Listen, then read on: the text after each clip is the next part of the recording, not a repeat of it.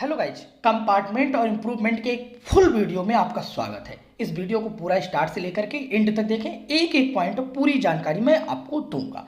सबसे पहले तो आपको पहला चीज कंफर्म हो गया, 19 मई से करें इम्प्रूवमेंट कंपार्टमेंट के लिए आवेदन, यहाँ तक कोई दिक्कत नहीं है। चलिए और कुछ चीजें हैं, एक एक पॉइंट मैं बताता जा रहा हूँ, एक एक पॉइंट आप ध्यान से लिखते जाइए या ध्यान से समझते जाइए।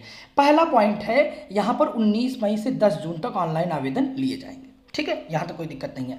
अच्छा, आगे देखिए, कई बार आपके मन में सवाल आता है कि सर हाई स्कूल में 2 विषय में फेल वाले क्या करें। सबसे पहले देखिए, हाई स्कूल में एक विषय में फेल 2,81,473 विद्यार्थी एक विषय में फेल है।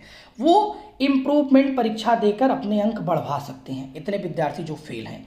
जबकि 2 विषय में फेल 291 छात्र हैं मात्र, किसी एक विषय में कंपार्टमेंट परीक्षा देकर के वो पास हो सकते हैं। तो हाई स्कूल में अगर एक में फेल है तो भी आप पास हो सकते हैं, 2 में फेल है तो किसी एक विषय में भर करके आप पास हो सकते हैं। यहाँ पे एकदम ध्यान से लिखा है, ठीक है, आप देख सकते हैं। चलिए, हाई स्कूल का काम क्लियर हो गया। चलिए, अब आप इंटरमीडिएट में हैं। इंटरमीडिएट वालों के लिए क्या प्रॉब्लम है? इंटरमीडिएट के लिए एक समस्या है कि एक विषय में फेल छात्र कंपार्टमेंट परीक्षा देकर पास हो सकते हैं, ठीक ना। अच्छा, ये पॉइंट हो गया। इंटर में एक विषय, हाई स्कूल में 2 विषय वाले भी एक विषय में पढ़कर दे सकते हैं। हाई स्कूल का फीस 256 रुपया 50 पैसा है। इंटरमीडिएट का फीस जो है वो 306 रुपया है। वो कितना है बेटा? 306 रुपया है।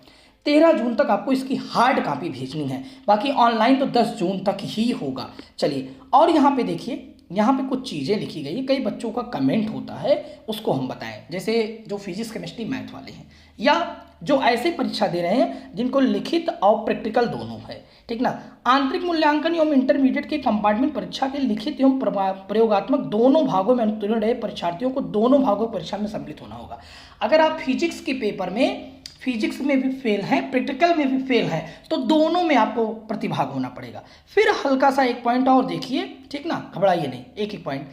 किसी विषय के दोनों में से किसी एक भाग में अनुत्तीर्ण तथा दूसरे भाग में उत्तीर्ण परीक्षार्थी केवल अनुत्तीर्ण भाग में अथवा यदि चाहे तो अनुत्तीर्ण तथा उत्तीर्ण दोनों भागों की परीक्षा में सम्मिलित हो सकते हैं। इनकी लिखित एवं प्रयोगात्मक परीक्षाओं की तिथियों की सूचना बाद में दी जाएगी। सबसे पहले आपको हम बताएं, इसको समझिए। जैसे केमिस्ट्री है, आप केमिस्ट्री में फेल हैं तो कभी कई ऐसा होता है कि आप सब्जेक्ट में भी फेल हैं, प्रैक्टिकल में भी फेल हैं। अगर आप दोनों में फेल हैं तो आपको दोनों में परीक्षा देना होगा।